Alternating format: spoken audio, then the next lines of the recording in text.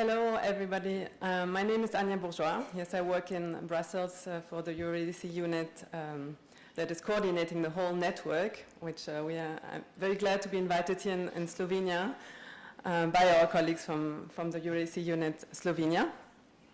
I will present to you in English, I'm sorry, I don't speak Slovenian, some of the main findings of this report on teaching careers that we have published this year in February. I'm one of the authors, and I'm glad to tell you also that this report seems to be relevant. We have seen last week that on EU Bookshop it was one of the most popular publications. So I also thank the Slovenian unit for its contribution, or the contributions of our network. We are a big network of 43 education systems providing data that we in Brussels analyze and try to show trends, try to show how education systems work in Europe. So just to give you first an idea of what is included in this report in terms of scope, we are speaking about primary and general secondary education, so ISCET levels 1 to 3, and public schools. And as I said, we are covering 43 education systems. Eurydice is working based on information that we get from out of the official regulations that education authorities issue, and all kinds of recommendations, strategies, and everything is related to the teaching profession, to education systems in general. And based on this information from this top-level authority regulations, we draft a comparative analysis. In this report, we have 49 indicators. It was supposed to be a very focused and thematic report. In the end, we have a lot of new areas, a lot of new indicators as well, in addition to the ones that we have updated from previous reports. We have heard also, you have mentioned the TALIS data that is coming out next year. So I will tell you also that Eurydice will start again working on a new report on teachers next year, where, as in the last report in 2015, there will be a part on the qualitative indicators based on the Eurydice network and the analysis of the TALIS data. So this work will start next year, and the report will be published in 2020.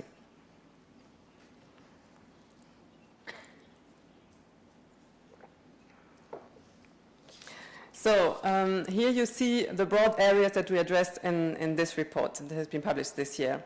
There are 5 areas that we analyzed, and then some annexes we have produced just to make all the data that we have gathered available in a more detailed way. But first of all, concerning the thematic areas. The first one looks at forward planning and main challenges in teacher supply and demand. So here we have looked how education systems analyze the demand and supply for teachers. Do they organize a central forward planning system, and what kind of data do they use, and how do they act upon it? And then we have asked a quite general question on how the education authorities see the main challenges in the system. So this is an indicator that we had in previous report, but we have tried to go into more details, and we will continue to build on it because, again, it was new explorative data, and we have to see in more, not only what kind of data is gathered to do forward planning, but really how the system works. We need to work even more on this to address, because we see that in many countries there are challenges regarding the demand and supply of teachers, so it's an important area. Then the second one is the entry to the profession and teacher mobility. So here we have looked at how in the European countries teachers become fully qualified for the teaching profession. And this means, first the qualification, then recruitment, then employment conditions, and then also how teachers can move between schools in their country. The third area looks at professional development, starting with induction, so in the first years of the professional career, then throughout the career, their professional development and the different kinds of support that teachers receive in order, as we said, to really always update their skills and be ready for the many challenges they face. Then the fourth area is career development. This was a new area for Eurydice, where we have tried to map education systems in terms of how the career of teachers is organized, whether there are different steps, different levels that are formally organized, or whether it's a flat system. And in this area, we also have looked at teacher competence frameworks, and I will present more on this later. And finally, the last area is on teacher appraisal. Here we have looked in depth how teacher appraisal is organized, by whom, how it is run, the content, how those who do teacher appraisal are trained. And this was also a complete new area for Eurydice, and I will only show some of the indicators. And so throughout all this data that we have received, we have produced some annexes. First on the career structures, because the comparative analysis is only going so far as to show which system is in which kind of career structure, but how the steps are organized in those countries where there are career steps, how they are called, and what it implies can be found for every country in this annex. And the same for the teacher competence framework. So we have seen that most European countries have such teacher competence frameworks by now, so there you will find the links. And finally, also in the third document, for what these teacher competence frameworks are being used. So whether it is to define initial teacher education, whether it's to define continuing professional development, et cetera, et cetera. There are other uses. So just to start and give you a glance at this first area of forward planning, I will not enter into how forward planning is being organized in the countries, but here we have asked the countries to say what they see as the main challenges in the teacher supply and demand. So it is not based on any statistical evidence or quantitative evidence of what the real challenges are, which we don't have data on really, but on what countries see as a main. So it's a perception of the challenges. And here you see the number of countries that reported it. So out of 43 systems, 26 said that shortage in some subjects is an important challenge. Or, because often these challenges overlap. In 21 education systems, we report shortages in some geographical areas. So shortage seems to be really the most important problem. And it's also linked then to the third one, which is the aging teacher population. So this is a demographic trend, and it affects the teaching profession as well, and makes the shortage even bigger, also in future years. Then, as the fourth challenge, you see here oversupply. So it seems contradictory, but in several countries we have both oversupply and shortages, because of course you can have geographical areas where there's a shortage, for example on the countryside, and then in cities you don't have this problem. Or also depending on the educational track, sometimes you can have a shortage of teachers in vocational education but not in academic tracks, or relating to different education levels. So these problems also coexist. Then looking at the beginning of a career, so the training still, the initial teacher education students, in 11 education systems, they report problems of shortage of students enrolling into initial teacher education. And then finally, we have the dropouts, the problem of dropouts. 8 countries report that they have a problem of dropouts rates from the profession. Often this is in the early years, so the younger professionals. And 4 mentioned dropout rates, high dropout rates from initial teacher education. I mean, this raises different questions, but the most important is probably the attractiveness of the profession, and how we can increase the attractiveness of the profession, but also the support given, and so on. And I think this is part of the discussion also today, so that we face this problem of shortages, possible shortages of teachers in the future, and also the quality. Yes. It was also just, you cannot see this on the slide, but as I said, in this area we have also looked at forward planning systems. So it was interesting to see that in some countries where there's no forward planning at all, they still report the same challenges in those countries where there is forward planning. So does it mean that forward planning is not useful? No, it doesn't. But it's still interesting to see that the same challenges are faced, although we could see that in the countries where they report there's an oversupply, in those countries often there's no forward planning or less forward planning. So maybe, yes, we can say that when there's oversupply, there's less urgency to do forward planning. But still, on the other hand, countries who don't do forward planning, maybe they just also don't have the data to know what the challenges are in the supply and demand. So this is only hypothesis, I mean, based on what we could see of the links. But in general, we can say that many countries face similar challenges related to the supply and demand of teachers. Now I'm moving to the second area, and I'm showing you an indicator that is new. So here you see broadly different cases of how you become a fully qualified teacher. So what is a fully qualified teacher? How did we define it? It is a teacher who has completed initial teacher education and has fulfilled all other requirements such as official accreditation in some countries, certifications, and all other requirements to be employed as a teacher. So there are three possibilities. In half of the countries, successful graduation from initial teacher education is the only requirement. Students finish ITE and they are fully qualified teachers. And then the other countries that you see in orange or in blue, there are additional requirements. So we didn't map all requirements, but it just says that in these countries there are additional requirements. This can be success in a competitive examination or confirmation of professional competency. These two categories, they include many cases. Of course, the countries that appear, it's I think 6 countries where teachers need to pass also competitive examination.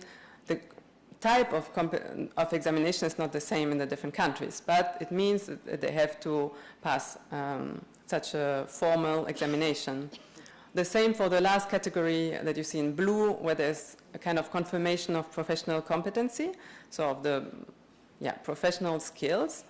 This is also run in very different ways in the countries where that you see in blue. I mean, it can be at the very end of ITE, it can be after the induction, that there is a kind of evaluation of those skills. So it is something that we will build on in maybe future publication to understand more these different systems, but broadly we have showed this in these kind of 3 categories.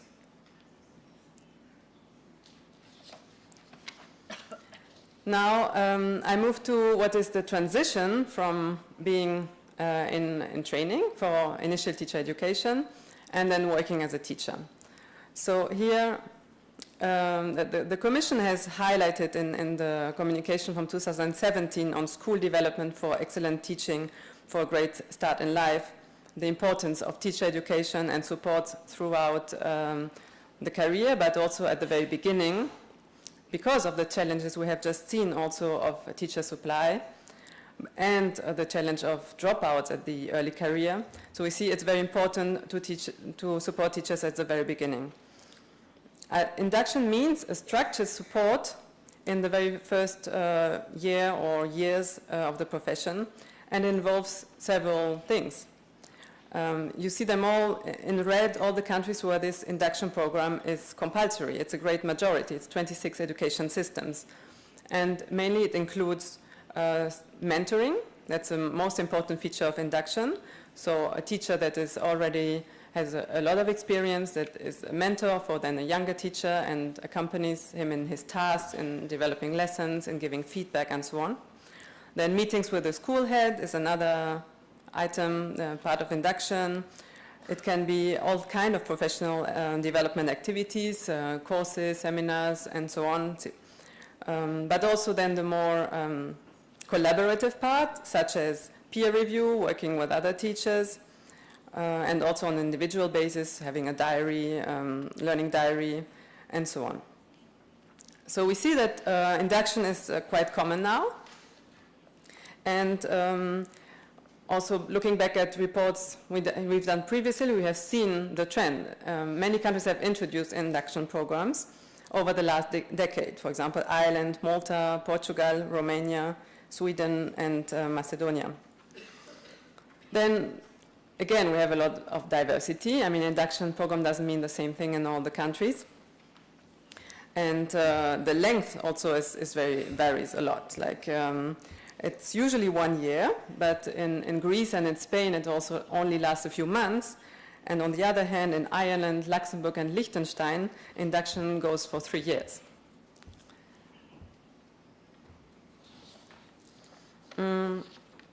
This is an indicator from the part on appraisal. I just wanted to show it now because we just saw the part on induction. So often, at the end of induction, there is a formal process of appraisal. You see again that the countries in red is the majority of countries. And it means that with this appraisal at the end of induction, in some countries this leads to the full qualification of teachers. In others, it's a part of the final accreditation process or registration, or it is a prerequisite for permanent employment or to confirm recruitment, for example. In others, in other countries, it's less formal. It's just a feedback from the school leader, for example. But in any case, there is often a kind of evaluation. So still, what I wanted to say also, although it's a widespread approach, there's a general problem that we saw concerning appraisal, and that is that the school leaders who run this process are often not really trained or sufficiently trained for appraisal. So it's a task that they have, not only the appraisal at the end of the induction phase, but throughout the career, but only in very few countries it is mandatory to have a training for school leaders on appraisal.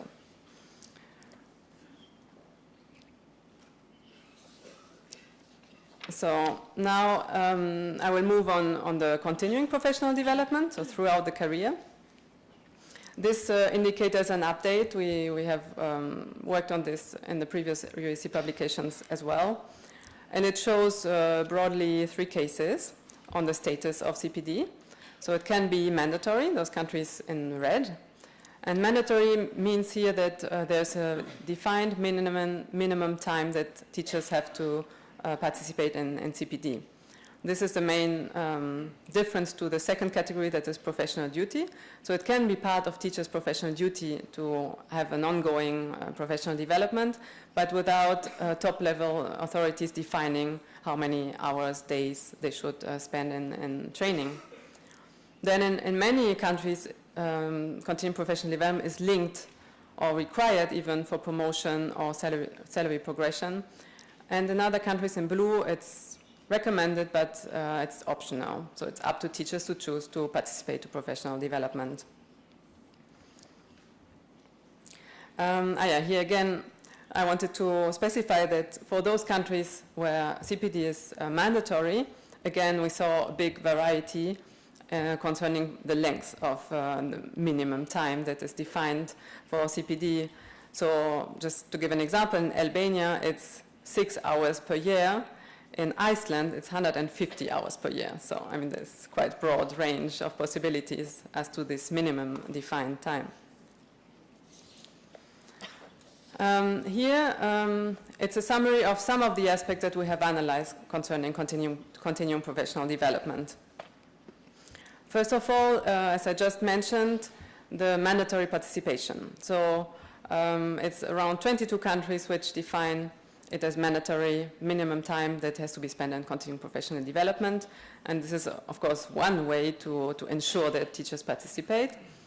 There are other ways, so there are more the side of incentives, which is to link professional development to promotion and salary progression, and this is the case in 24 education systems.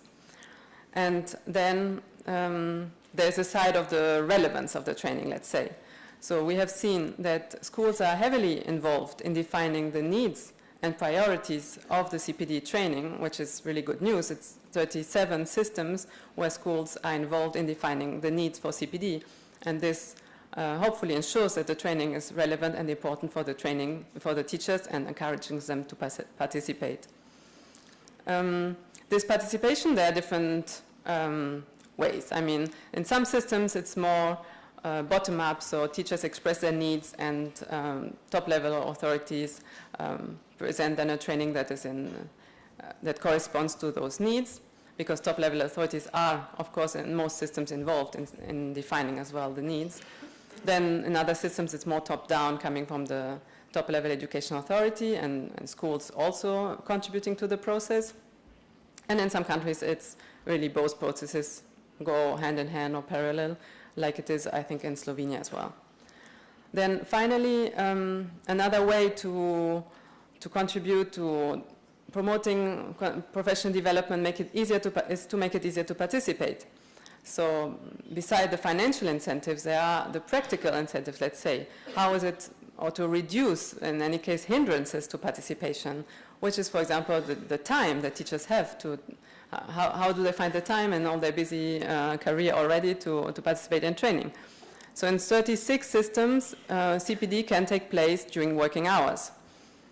But this is under certain conditions. I mean, we've seen we don't know enough about it, but often it's still needed to have the approval of the school head, of course, and it cannot be at the same time as the teaching obligations. So still, for many teachers, it can be a challenge, because of course, they don't spend all their working hours in front of a class, but still the other time they also need to prepare the classes. So time can be a real challenge. And for the schools, it can be a real challenge to find replacement teachers while other teachers are on training. So this remains an area where it's kind of difficult, but we saw that in 10 countries, in only 10 countries, top level ensures financing for the replacement teachers, which is probably a good start, so that at least the teachers can be free to go to the training. Now I move to the area on career structures. So this was, in our analysis, a new area. So it's a first mapping on how we could characterize the career of teachers in different countries. And we've been looking what can be the different steps there in the career of a teacher, levels, formal steps in any case, and have distinguished broadly these two possibilities, which is in red the multi-level career structure, so with formal steps, and on the other hand the flat career structure. So the steps can be linked to salary increase, but it is in the formal system, so where there's a multi-level career structure, also a change of status. Formally, it's not the same status. That's the main difference to flat career structures, where there can also be salary increase, but which will be linked just to number of years that teachers are teaching, and so the salary increases as well. This is not the same as having a formal step.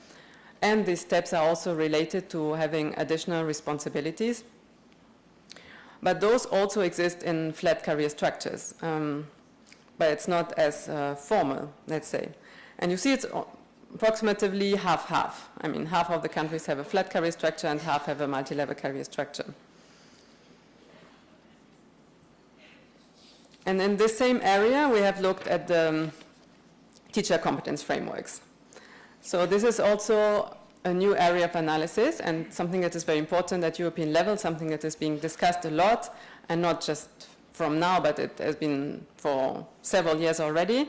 There has been a working group at European level that has dealt with this, and they have published a report in 2013. And so it was something important to know whether countries, what is the situation now, if in the countries there are competence frameworks for teachers. All this in the perspective of ensuring quality teaching. So this report from the working group, I will just quote, said that a teacher competence framework should promote a shared agreement in each education system about what it takes to be high quality teacher, what competences, so knowledge, skills, and attitudes they need, how these can be understood, described, and deployed, and what policies and practical provisions can support teachers to acquire and develop them throughout their careers. So the important points are that, for example, it's a shared agreement. This means bringing together stakeholders to discuss this, to discuss the competences that are needed. And already this is important to share. To get to this agreement is already an important process that helps. Then there's the competence definition. And it all relates to the vision of having high quality teaching, so high quality supported and trained teachers.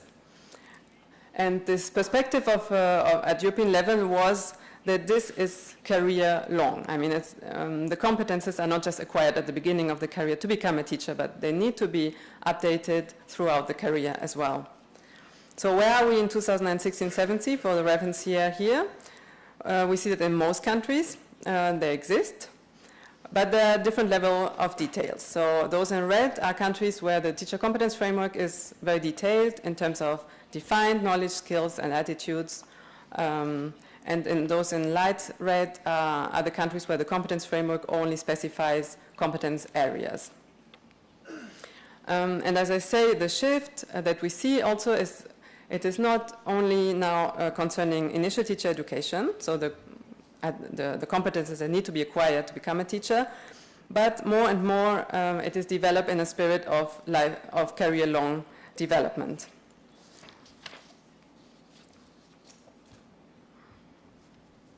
And here you see it again, the uses of the teacher competence framework. So it's still a majority of countries that use it for initial teacher education. 28 systems report that. Often together with using it also for CPD. 13 countries use it for CPD and initial teacher education. Then 16 in total use it for continuing professional development, and 12 countries also use it for teacher appraisal.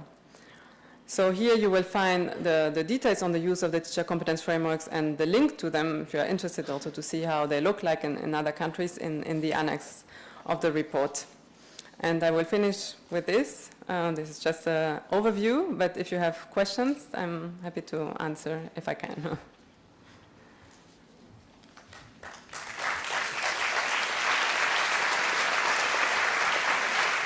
Morda za uvod samo nekaj besed o tem, kako in kaj poročamo. Pravzaprav se v Euridisi enoti ne počutimo poročevalce, mi se dostikrat počutimo prevajalce našega sistema v nek univerzalni evropski izobraževalni jezik. Zato je včasih, ko gledamo zemljevide, ki ste jih videli prejle, je včasih čudno in si rečete, kaj pa je tukaj za temle zemljevidom, ali smo res prav uvrščeni, je treba vedeti, da poročamo vedno o uradnih dokumentih, kar pomeni o predpisih, zdaj bom uporabila izraz kurikuli, ker nimajo vsi v Evropi in širše pravzaprav izobraževalnih programov, ki so sestavljeni iz učnih načrtov in predmetnikov. Poročamo o uradnih smernicah, konceptih in podobnih dokumentih, kot so strategije, bele knjige in podobno. Mnogokrat ne smemo poročati o dobrih praksah, ki obstajajo v šolah, kajti zato nimamo nekih trdnih dokazov, da so široko, pravzaprav, da se pojavljajo vse povsod, ker zato nimamo nekih, kako bi rekla, dokazov, raziskav ali podobno. Poročilo, ki ga danes predstavljava zanjo, je med gradivi današnje konference. Verjamem, da si vas je večina že vzela tiskano verzijo tamle pri vhodu. Tudi povzetke prevedene v slovenščino smo zagotovili, oboje najdete na spletni strani Euridisi Slovenija ali pa Evropske enote Euridisi in si jih lahko tudi, kako se reče, naložite na lasten računalnik. Slovenska enota Euridisi deluje na Ministrstvu za izobraževanje, v Uradu za razvoj in kakovost za izobraževanje na sektorju za razvoj izobraževanja in skupaj s strokovnjakinjami in strokovnjaki tako iz vrst ministrstva kot drugih javnih zavodov ki pokrivajo posamezno področje znotraj izobraževalnega sfere, kako bi rekla, področja. Pravzaprav pripravljamo poročila, pripravljamo odgovore na vprašalnike in, kot sem že rekla, pravzaprav prevajamo naš sistem v evropski skupni jezik. Za to poročilo sva pravzaprav pripravljali prispevek slovenski Andreja Šmuk, ki prihaja iz sektorja za razvoj kadrov, in jaz. Tudi to prezentacijo sva skupaj pripravili, ampak sva se nekako dogovorno uskladili, da prezentacijo naredim jaz. Za razliko od nas udeležencev, ki danes sedimo tukaj v dvorani, kjer ste tako vzgojitelji, vzgojiteljice iz vrtcev, osnovnih šol, srednjih šol, glasbenih šol, tudi z področja poklicnega in tehniškega izobraževanja ste tukaj, z področja izobraževanja odraslih, pa to poročilo zajema, tako kot je povedala Anja, področji ISKET 1, to je primarno izobraževanje, pri nas v to vrstno izobraževanje po prevajalniku, ki ga uporablja statistika, Zavod za statistiko, za statistično poročanje, in tudi pri nas sodita prvo in drugo vzgojno-izobraževalno obdobje osnovne šole, se pravi 1. do 6. razred, in nižja sekundarna raven, lower secondary education, to je 3. vzgojno-izobraževalno obdobje osnovne šole, in pa višja sekundarna splošno izobraževanje, to je gimnazija. V tem poročilu in vse, kar je tukaj zajeto, ne poročamo o predšolski vzgoji, ne poročamo o poklicnem in tehniškem izobraževanju, čeprav pri nas je mnogokrat poklicno in tehniško pravzaprav skoraj da povsem enako urejeno, kar se tega tiče, kot splošno, razen seveda, ko gre za raven ali pa smer izobrazbe, ki je namenjena pač nekim strokovnim predmetom, in prav tako ne pokrivamo izobraževanja odraslih.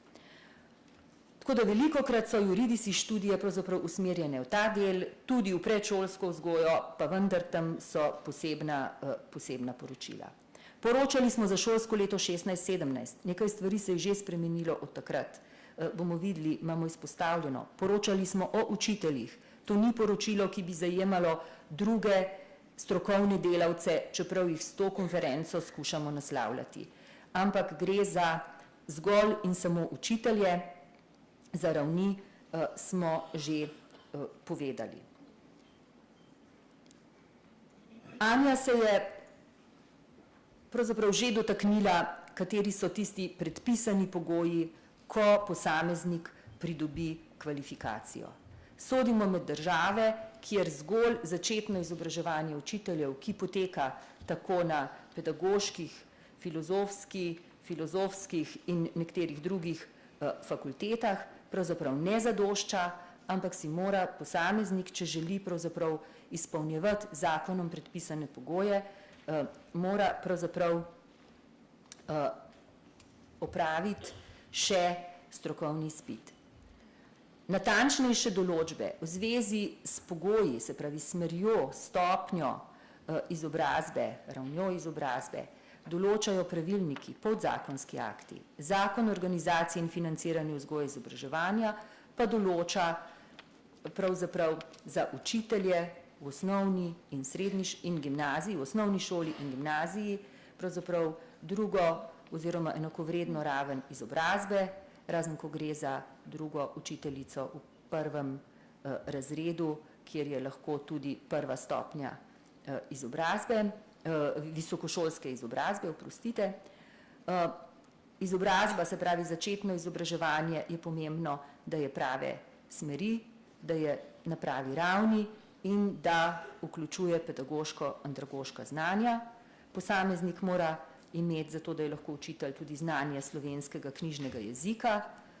Načeloma ga učitelji v Sloveniji preverjajo to znanje na strokovnem izpitu, ukolikor pa pride kdo iz tujine, vemo, da je učiteljski poklic reguliran poklic, pa se znanje slovenskega knjižnega jezika preverja ob prvi zaposlitvi na šoli. Zdaj pa se vprašamo, kaj pa mora učitelj ob koncu oziroma katera znanja, katere spretnosti, katere kompetence mora učitelj imeti. Naša država je obarvana rdeče, ali imamo kompetenčni okvir. Mnogokrat slišimo, ko gremo v Evropo, saj tisti, ki gremo večkrat, competence framework, in se sprašujemo, kaj pravzaprav to pomeni.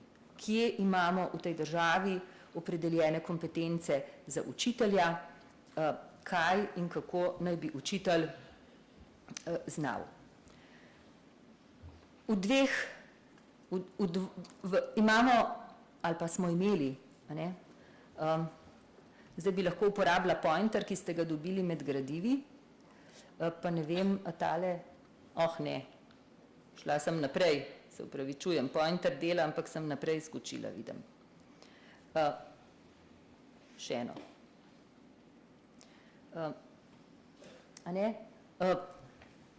Študijski diplomanti pedagoških študijskih programov so v šolskem letu 16-17, ko smo poročali o tem, so merila za akreditacijo študijskih programov za izobraževanje učiteljev še veljale, kajti letos od 1. aprila 2018 pa ni hec, ne veljajo več in tam v teh merilih za akreditacijo so opredeljene kompetence. To je 5. člen. To ni namenjeno branju, samo da vidite, da imamo zelo natančno po nekih področjih opredeljene kompetence, ki naj bi jih diplomanti študijskih programov za učitelje na koncu obvladovali. To, če bi bilo to treba brati, bi bilo pravzaprav nespodobno in mene so na pedagoški akademiji še naučili, da na drsnici ne sme pisati tako na tanko in na majhno in tega se držim, to je tako kot ena fotografija. Za učitelje začetnike. Zakaj sem uporabila izraz učitelje začetnike? Ko je govorila Anja o programih, kako se reče po slovensko, pripravništva, rekla je induction, se pravi uvajalnih programih, smo bili označeni kot da je priporočeno. Namreč pri nas pripravništvo ni obvezno, ga razpisuje ministrstvo. Vemo, da v času nekako finančne krize je bilo tega zelo malo, pa vendar učitelji začetniki po pravilniku o strokovnem izpitu so deležni tudi mentorstva in podpore, ne v obsegu kot pripravniki, pa vendar in v tem zemljevidu smo bili označeni, kot da je smo označevali za pripravništvo. Pravilnik o pripravništvu tudi določa, predvsem na katerih področjih učitelj, pripravnik pridobiva in razvija, poglablja svoje kompetence. Tukaj so nekoliko drugače opredeljeni, pa vendar imamo zapisano, kaj in kako naj bi učitelj ob koncu nekako tega uvajalnega obdobja, na katerih področjih naj bi se razvijal in kje naj bi mu šola in mentor pomagala, da bi razvijal svoje kompetence. Pravilnik o strokovnem izpitu in strokovnih delavcev na področju vzgoje in izobraževanja pa prav tako določa, da pravzaprav učitelju, ki se zaposli na prostem delovnem mestu na šoli in pravzaprav mu mentor, res je, da je samo za 2 meseca, dobi ta dodatek, ampak kljub vsemu je deležen mentorske podpore in da prav tako razvija kompetence na tem področju. Zdaj pa, ker je današnja celotna konferenca pravzaprav namenjena profesionalnemu razvoju, samo da razumemo, da pravzaprav zajemamo in da se bomo tudi danes na konferenci pogovarjali pravzaprav o celotni, kako bi rekla, o celotnem poltraku, tako bi morala reči, o celotnem poltraku profesionalnega razvoja od časa ko posameznik vstopi in pravzaprav z izbiro študija nakaže svojo namero, da želi biti strokovni delavec v šoli, preko uvajalnega obdobja pa do tistega, ko začne s svojim delom in dokler pač ustraja v svojem poklicu, in da pravzaprav se bomo pogovarjali o kontinuumu in da so vsi trije deli tega kontinuuma pravzaprav medsebojno povezani in bistveno vplivajo drug na drugega. Ko rečemo v angleščini, mnogokrat najdemo tole kratico CPD, Continuing Professional Development, ko pa pobrskamo po naših uradnih dokumentih, vidimo, da uporabljamo različne termine že samo v predpisih, ki veljajo, pa da imamo v Zakonu o organizaciji in financiranju uporabljamo izraz stalno strokovno izobraževanje in usposabljanje. V 53. členu kolektivne pogodbe najdemo stalno strokovno izobraževanje, izpopolnjevanje in usposabljanje, v pravilniku o izboru in sofinanciranju programov imamo pa nadaljne izobraževanje in usposabljanje. Torej vse to najdemo, pa vendar ves čas mislimo pravzaprav na stalni profesionalni razvoj in v tej prezentaciji sva skušali z Andrejo uporabljati pač to kratico, zato da se izogneva prvič našemu dolgemu naštevanju posameznih sestavin tega razvoja in za lažje in hitrejše prikazovanje. V Sloveniji so ti programi za nadaljnje izobraževanje in usposabljanje, ki se jih pravzaprav udeležujemo vsi, ki pravzaprav delujemo v vzgoji in izobraževanju, so na eni strani urejeni s pravilnikom o sofinanciranju in izboru teh programov in obstajajo drugi. Ti, ki so urejeni s pravilnikom, jih na nek način razdelimo na dve vrsti, to so tisti, ki so namenjeni izpopolnjevanju izobrazbe in pa tisti, ki so namenjeni kariernemu razvoju. Pravilnik ureja tudi način sofinanciranja, razpis, ki ga izvede ministrstvo, katalog, ko smo zbirali prijave na to konferenco, je ena od kasneje prijavljenih vprašala, če se vpiše v KATIS, našega programa, naše konference ne najdemo v KATIS-u, se pravi ne sodimo med programe, ki so urejeni s pravilnikom. Pravilnik tudi določa, da se določijo prednostne teme in pa določajo pogoje za izvajalce. Se pravi, to, kar je po pravilniku urejeno, vidimo, da so programi za izpopolnjevanje izobrazbe, ki pravzaprav nadgrajujejo, poglabljajo, razširjajo izobrazbo in so določeni kot izobrazbeni pogoji. Recimo, to so študijski programi izpopolnjevanja. Jaz sem v osnovi razredna učiteljica, če bi želela iti nazaj v šolo in bi želela učiti angleščino, bi seveda morala narediti študijski program izpopolnjevanja, ne glede na to, da pravzaprav ves čas delam dvojezično, pa vendar je treba dobiti znanja iz poučevanja angleščine, če bi seveda želela to učiti. To so tovrstni študijski programi. Potem so programi izpopolnjevanja v skladu z ZOFI in pa programi za izobraževanje in usposabljanje za ravnateljski izpit tudi ZOFI določa.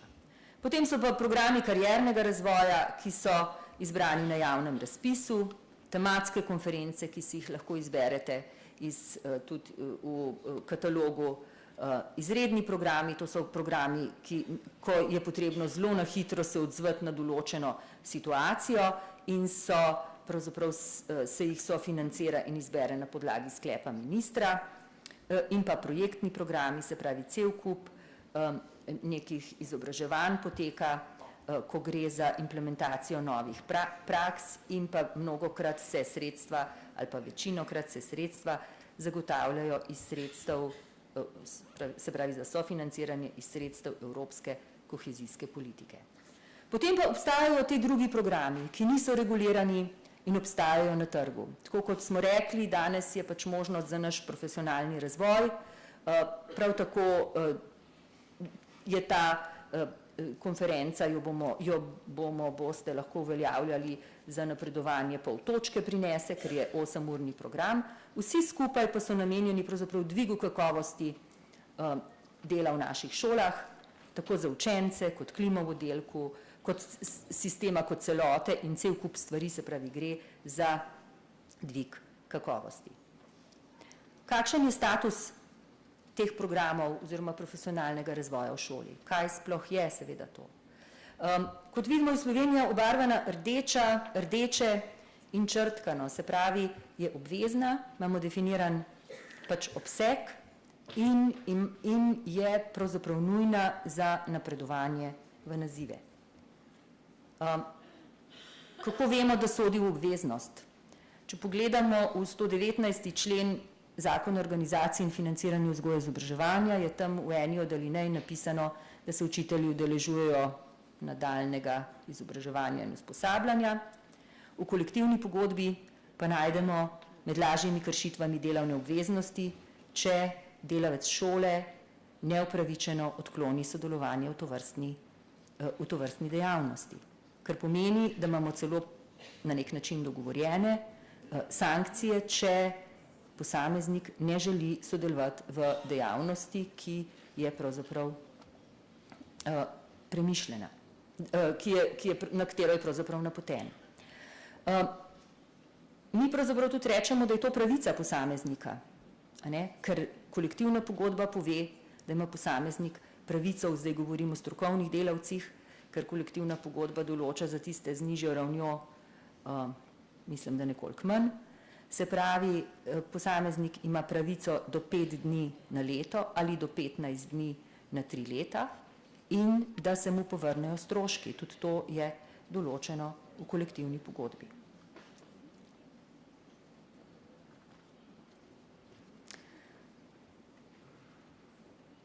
Kdo določa prioritete o tem, katerih programov, katere programe bomo izvajali, katere programe bomo sofinancirali in katerih programov se bojo učitelji in drugi strokovni delavci udeležili znotraj usposabljanja. Vidimo, da na tem delu so pač države v Evropi zelo pisane. Le nekaj je takih, kjer je jasno, katera raven določa prioritete. Drugod vidimo, da pravzaprav se prioritete določajo na več ravneh. Na eni strani jih določa najvišja raven oblasti, namreč lahko je to tudi deželna ali pa kakorkoli, ponekod lokalna in tudi šola. Za nas vidimo, da pravzaprav sta država in šola tisti, ki urejata stvari, kaj pravzaprav država s tem v zvezi določa. Država določa predpise, ki urejajo nadaljnje izobraževanje in usposabljanje in pa kadrovske pogoje za poučevanje. Če imamo s pravilnikom določeno, da za poučevanje angleščine potrebujem na razredni stopnji, potrebujem študijski program izpopolnjevanja, če seveda nisem opravila tazga študijskega programa, ki to že vključuje, potem pač seveda, če želim to opravljati, moram ta študijski program opraviti in torej tudi kadrovski pogoji na nek način vplivajo na programe, ki se jih strokovni delavci udeležujejo in pa seveda tudi s tem, ko pravzaprav predpisujemo, katere programe sofinanciramo, se pravi in določamo pogoje, pod katerimi in pogoje, ki jih morajo izpolnjevati izvajalci programov, ki so sofinancirani. Naslednja stvar je ta, da pravzaprav zagotavljamo sredstva tako izvajalcem preko razpisa, tistim, ki so v katalogu, kot tudi šolam znotraj materialnih stroškov in učiteljem kot študijske pomoči za vse tri. Država ustanavlja in financira javne zavode, te, ki sem jih danes že pravzaprav omenila, ki tudi izvajajo tovrstne dejavnosti, se pravi tudi na ta način skrbimo za profesionalni razvoj in pa seveda določamo programe za izpopolnjevanje izobrazbe in pa prednostne teme za te programe. Kaj pa šola? Zakon o osnovni šoli pa zakon o gimnazijah, prav tako kolektivna pogodba, določajo, da šola določi letni program strokovnega izpopolnjevanja, letnem delovnem načrtu in pa poročilo. Večkrat slišimo, da je težko načrtovati septembra, ko mora biti letni delovni načrt sprejet, katerega usposabljanja se bodo udeležili delavci, ker včasih niti ne vemo, kaj bo na voljo aprila v tem šolskem letu, ali pa maja, ali pa junija. Šola prejme sredstva za udeležbo strokovnih in drugih delavcev v programih nadaljnjega usposabljanja. Šole mnogokrat organizirajo pedagoške konference, različna predavanja, ki so namenjena usposabljanju lastnih delavcev in so namenjena temi, ki je pereča. Seveda določajo mentorja pripravnikom in učiteljem, ki so začetniki, in tukaj ima šola pravzaprav velik del avtonomije, ki prinaša na eni strani veliko svobode, na drugi strani pa seveda tudi veliko odgovornost. Katere so pa spodbude učiteljem, ki so jih deležni v različnih državah za sodelovanje v teh programih?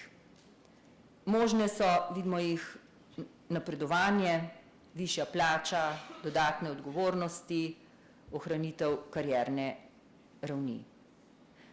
Taka velika in močna pri nas je seveda ta, da imamo napredovanje in nam prinaša točke, kar tako samo z udeležbo na današnji konferenci se nikomur ne bo zvišala plača in tudi zato, kar tako to, da dobiš dodatno odgovornost, je pravzaprav načeloma vezano na napredovanje, ko s 5-letnim nazivom mentor ali pa svetovalec pravzaprav lahko prevzemaš določene odgovornosti, kot je mentorstvo začetnikom, ali pa se lahko pravzaprav postaneš ravnatelj, pomočnik in podobno.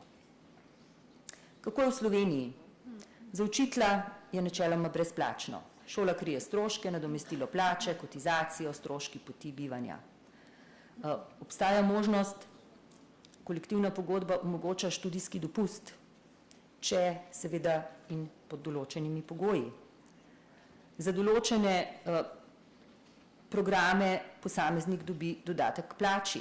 Za doktorat 59 govorimo o bruto zneskih in nekaj centov na mesec, znanstveni magisterij specializacija in učitelj, ki ima kvalifikacijo iz 3 predmetov in jih poučuje, recimo fizika, biologija in naravoslovje, in je opravil študijski program iz naravoslovja, pravzaprav za ure pouka dobi 3% dodatek osnovne plače.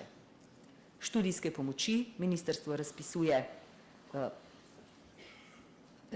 to vrstno sofinanciranje za tiste, ki nadaljujejo izobraževanje, in pa posameznik dobi točke za napredovanje. Ko smo pri napredovanju, pravzaprav vemo, da učitelji, ko gre za napredovanje, se učitelja ocenjuje. Pa to ni edina stvar, ko učitelja ocenjujemo. In ko pogledamo tale zemljevid, vidimo, da je bistveno manj pisan, kot je bil tisti, ko določamo prioritete, ta je zelo rdeč. Se pravi, predpisi na najvišji ravni določajo, kaj, kako, dostikrat načine, postopke, kako se ocenjuje učitelje. Samo nekaj pisanih otočkov imamo in v 2-3 državah vidimo pravzaprav ocenjevanja učiteljev ni.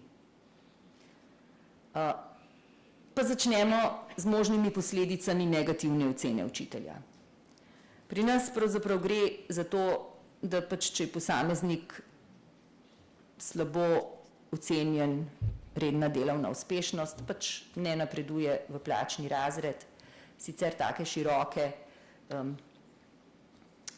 pravzaprav negativnih posledic ni. Vidimo, da je možno dodatno ocenjevanje, obvezno usposabljanje v državah, ali strokovna podpora, posameznik je slabo ocenjen, dobi strokovno podporo, ali je suspens plače, se ga premesti na drugo šolo, ali posameznik dobi odpoved. To je pa pravzaprav ena razpredelnica, kjer sem skušala zajeti vsa ocenjevanja formalna, ki so jih pri nas učitelji, tudi vzgojitelji v vrtcih, strokovni delavci, pravzaprav deležni, kako in na kakšen način se ocenjuje delo učiteljev. Na eni strani za pridobitev poklicne kvalifikacije, ko gre za upravljanje strokovnega izpita, ko imamo opredeljeno, kaj se ocenjuje, praktični nastopi, usposobljenost za samostojno delo, potem pa na samem izpitu znanje o ustavni ureditvi, ureditvi institucij EU, človekovih pravicah, otrokovih pravicah, svoboščinah in pa predpisih z področja vzgoje in izobraževanja in slovenskem knjižnem jeziku.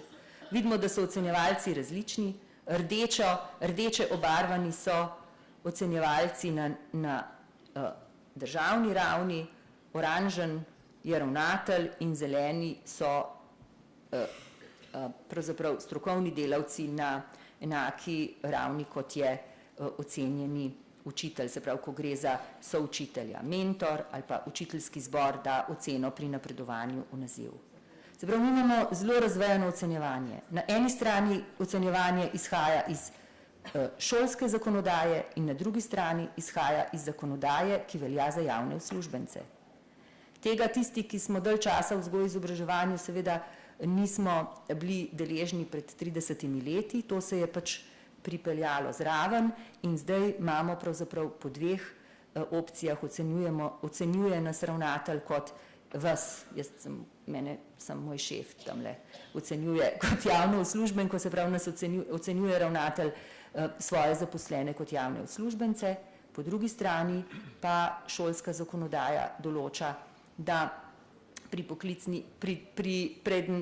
preden gremo na strokovni izpit, nas ocenjujeta mentor, ravnatelj in potem še komisija izpitna. Pri poskusni dobi ni nujno. To se, če posameznik dobi v pogodbi, da ima poskusno dobo, to je na podlagi zakona o delovnih razmerjih, potem se lahko tudi komisija, ki ga spremlja, odloči, da je opravil, da je zadovoljivo ali pa neuspešno in od tega je odvisno, ali se posamezniku pač delovno razmerje nadaljuje ali pa se prekine. Ravno tako je pri napredovanju v nazivu, pri redni delovni uspešnosti, ko gre za vsakoletno ocenjevanje in posledica je napredovanje v plačne razrede in ko gre za pravzaprav delovno uspešnost, ko gre za povečan obseg dela in ko gre za neke izjemne zadeve, pravzaprav ko gre za dodatno plačilo.